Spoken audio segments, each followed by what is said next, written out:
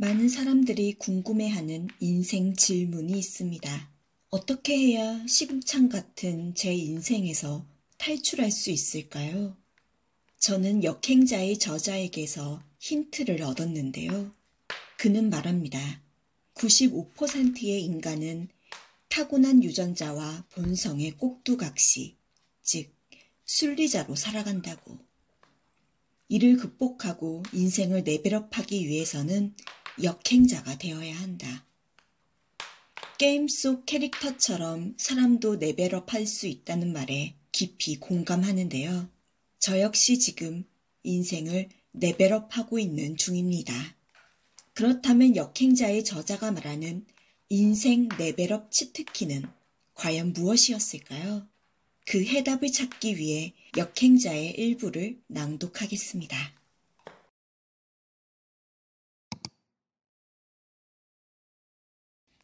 30대 초반, 일하지 않아도 월 1억씩 버는 자동 수익이 완성되다. 학창시절 내내 나의 인생은 세 개의 큰 벽으로 가로막혀 있었다. 공부, 돈, 외모, 학교 꼴찌이자 인생 꼴찌 수준인 나는 이 벽들에 갇힌 채 좀비처럼 살아갔다.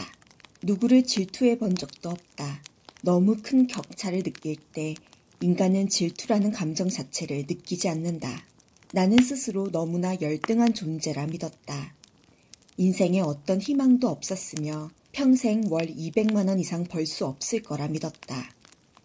오로지 내 꿈은 반월공단 공장에 취직한 후 원룸에서 게임만 하는 삶이었다. 그게 행복이라 믿었다. 실제로 20살이 될 때까지 깨어있는 내내 게임만 하는 오타쿠로 살았다. 성인이 됐는데도 아르바이트 자리 하나 얻을 수 없었다. 문제가 있었다. 심한 여드름에 뿔테 안경, 체크무늬 셔츠. 사람 눈도 못 쳐다보는 상태였다. 그런 사회 부적응자를 받아줄 사장님은 없었다. 그러던 나에게 기적이 하나 일어난다. 그전까지는 글 읽는 걸 참 싫어해서 책도 멀리하는 편이었는데 어떤 한 권의 책을 읽게 된 것이다. 책을 집어든 이유도 참 단순했다. 인간관계에 서툴러서 사람들과 잘 어울리지 못하니 책을 읽으면 대화를 잘하게 되지 않을까 싶어서 대화법 책을 고른 것이다. 책 내용도 별다른 건 없었다. 경청의 중요성을 특히 강조한 책이었는데 책에서 알려준 대로 사람들 얘기를 잘 들어주고 반응해주니까 점점 그들의 태도가 달라지는 게 느껴졌다. 그전까지는 나를 잘 끼워주지 않던 사람들도 자연스럽게 나랑 이야기하는 걸 좋아하기 시작했다. 오히려 나한테 고민을 털어놓는 걸 더 편하게 느끼는 것 같았다. 그때 나는 하나의 희망을 보았다. 게임처럼 인생에도 공략집이 있구나. 나는 그 후로 여러 치트키들을 점점 더 알게 된다. 이 지식들 덕분에 절대 넘을 수 없는 벽이라 느꼈던 공부, 돈, 외모 레벨을 완전히 바꿀 수 있었다. 인생은 지옥이 아니었다. 영원히 바꿀 수 없는 게 아니라 계속 레벨업 할 수 있는 재미있는 게임이었다. 온라인 게임보다 더 신나는 미치도록 재미있는 게임이었다. 세계의 벽은 점차 허물어져 갔다. 인생에도 공략집이 있다는 걸 믿고 치트키들을 획득하면서 인생은 혁신적으로 변해갔다. 4년이 지나자 매달 3천만 원이라는 거금이 들어오기 시작한다.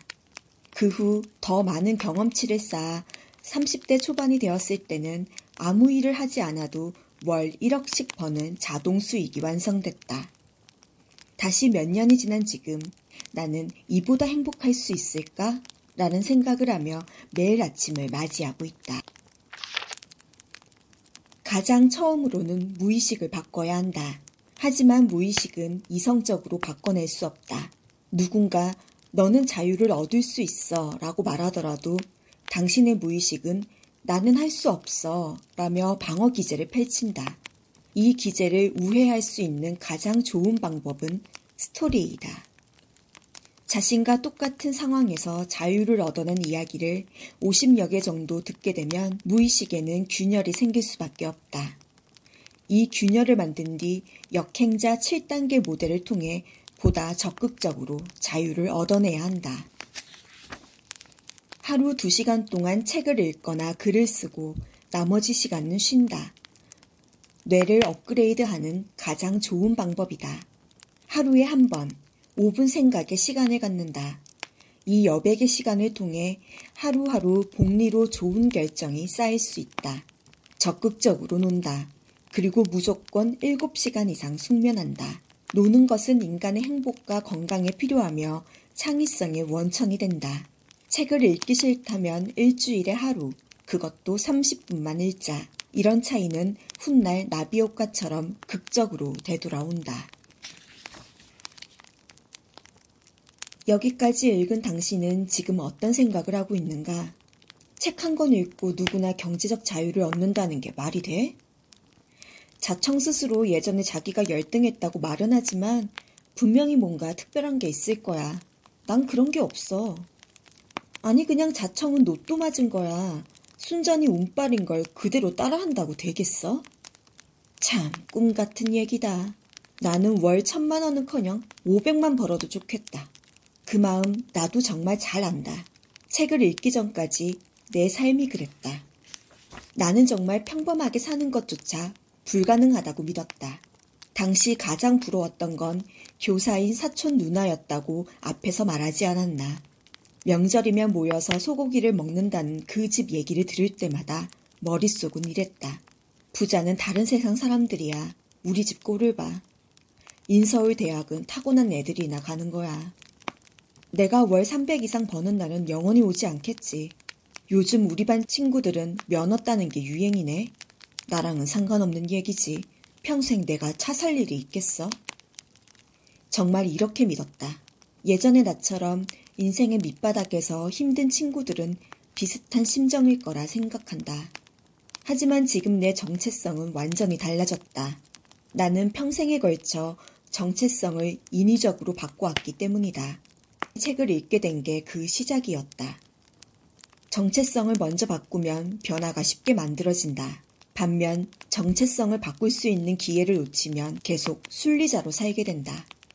나는 책이라는 형태로 다가온 행운을 꼭 잡고 놓지 않았다. 그 책들은 패배주의에 사로잡힌 내 머릿속에 새로운 소프트웨어를 깔아주는 설치 가이드였다. 나는 마침내 발 밑에 깔린 철로를 보게 되었고 절망으로 가는 전철에서 내릴 수 있었다. 그리고 나만의 내비게이션을 달고 인생의 지름길을 찾아 나서게 되었다. 모두가 머릿속에 새 소프트웨어를 깐 덕분이었다. 자의식 해체를 이루었다면 새로운 자의식을 세워야 할 차례다. 정체성은 삶의 동기다. 자동차가 앞으로 나아가기 위해선 연료가 있어야 하듯 사람도 정체성이라는 연료가 필요하다. 이걸 자유자재로 이용하면 정말 놀라운 일이 벌어진다. 나는 최근에 새로 이런 목표를 세웠다. 나는 베스트셀러 작가가 될 거야. 한국에서 가장 위대하고 오래 읽히는 책 하나를 쓸 거야. 상식적인 사람이 이런 목표를 듣는다면 분명 비웃을 것이다. 실제로 주변 사람들에게 나는 한국에서 가장 위대한 자기계발서를 쓸 거야 라고 말했더니 다들 비웃었다. 지인이 이런 말을 했다면 나도 똑같이 생각했을 것 같다. 아니 세상에 똑똑한 사람이 얼마나 많은데. 아무리 자청이라지만 책 한 권 안 써본 사람이 갑자기 어떻게 그런 대단한 책을 써? 본인은 진지하게 생각하는 것 같으니 일단 맞장구 쳐주자. 물론 내가 정말 그렇게 될지는 모르는 일이다. 하지만 다른 사람들이 그렇게 생각한다고 해서 나까지 나는 절대 베스트셀러를 쓸 수 없어 라고 한정짓는 순간 베스트셀러는 고사하고 평범한 책이라도 출간할 가능성은 제로로 수렴한다. 그래서 일부러 큰 목표를 세우고 주위에 그 말을 떠벌리고 다녔다. 이건 자기계발서에 흔히 나오는 것처럼 당신이 믿는 만큼 우주가 당신을 도와준다라거나 서울대를 목표로 해야 연고대라도 간다 따위의 이야기를 하려는 게 아니다. 그런 말은 백날 들어봐야 당신을 변화시킬 수 없다. 정체성 변화는 좌절, 열등감, 생존 위기, 동기부여, 책 등 다양한 계기로 일어난다. 아마 지금 이 책을 읽고 있는 당신도 난 어떻게 정체성을 변화시킬까 고민할 거라 생각한다. 딱히 고민할 필요 없다. 이 책을 읽고 있는 것만으로도 이미 정체성은 변하고 있다. 아직까지 이 책을 덮지 않고 내 얘기를 진지하게 읽어주고 있다면 앞에서 나의 찌질한 과거를 읽으면서 이랬던 사람도 책을 읽고 변했는데 나도 할 수 있지 않을까라고 조금이라도 생각했다면 당신 안에 무언가가 변하기 시작한 것이다. 종종 사람들은 나는 MBTI가 I형이라서 내향적이야. 나는 신경성이 높아서 예민해. 나는 공운동은 못해. 나는 A형이라 소심해 라고 본인을 틀에 가둬버리곤 한다. 정체성을 변화시킴으로써 본인만의 틀을 깨버려야 한다. 정체성을 본인의 한계에 가두는 건 순리자들의 특징이다. 이제 정체성 변화가 얼마나 중요한지는 충분히 이야기했다. 하지만 앞에서 말했듯이 인생이 나락으로 떨어지는 정도의 체험이 없으면 여간에선 정체성 변화가 힘들다. 이 책을 읽다가 갑자기 나는 내일부터 부자로 살아야지 라고 결심한다고 해도 아무 일도 일어나지 않는다. 그래서 정체성을 바꿀 환경을 만드는 게 중요하다. 나는 스스로의 자유의지나 노후력 따위를 믿는 대신 나는 멋진 사업가다라는 정체성을 강제하는 환경을 갖추기로 결심했다. 그게 바로 유튜브였다. 이렇게까지 판을 크게 깔고 나서도 내가 빈둥거리거나 구독자의 기대를 어기면 나는 사기꾼이 되고 세상 창피한 거짓말쟁이가 될 것이다. 나라는 사람은 이런 식으로 창피당하는 걸 죽기보다 싫어하기 때문에 사업가로서 열심히 살 수밖에 없을 거라 판단했다. 물론 그 과정에서 열심히 성공 공식을 정리할 수 있게 되고 정말 사람들에게 그 방법을 알려주게 될 것이다. 뭔가를 배우고 싶을 때 그걸 남한테 가르쳐보는 것만큼 실력이 빨리 느는 방법은 없다. 이런 선순환의 루프를 구상하면서 더 나은 공략집을 발견하고 지름길을 찾을 수 있을 거라고 생각했다. 그러니까 유튜버라는 정체성을 갖기로 한 건 인기 유튜버 자체를 위한 것이라기보다는 오로지 성장을 위한 자기 강제였다. 이게 정체성 변화의 핵심 비결이다. 즉, 뭔가를 더 잘하고 싶으면 결심을 할 게 아니라 환경부터 만드는 것이다. 자동으로 움직일 수밖에 없도록 세팅을 하면 나는 저절로 열심히 살게 된다. 자유의지니 노력이니 진정성이니 따위에 듣기 좋고 허망한 것들을 믿는 대신 나를 훈련시킬 운동장을 만들어 스스로를 밀어넣는 게 핵심이다. 그래서 정체성을 변화시킬 환경을 만드는 게 중요하다.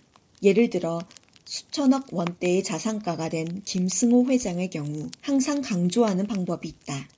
그 방법은 나는 땡땡이 된다. 라는 결심을 종이에 100번씩 쓰거나 이 결심을 모든 벽에 붙이는 것이다. 나는 재작년까지만 해도 이게 뭔 짓거리야 하며 불신했었다. 하지만 지금 와서 돌이켜보면 이 또한 정체성을 변화시키는 매우 손쉬운 전략 중 하나다. 말이 그렇지 100번씩 진심을 담아 소원을 써보는 행위는 무의식 깊이 각인될 것이다. 무의식을 바꾸지 않은 상태에서는 어떠한 것도 이룰 수 없다. 지금까지 역행자였습니다. 당신은 삶이 주는 좋은 것을 모두 누릴 자격이 있습니다. 로고 힌트를 통해 내 안의 빛을 밝혀보세요.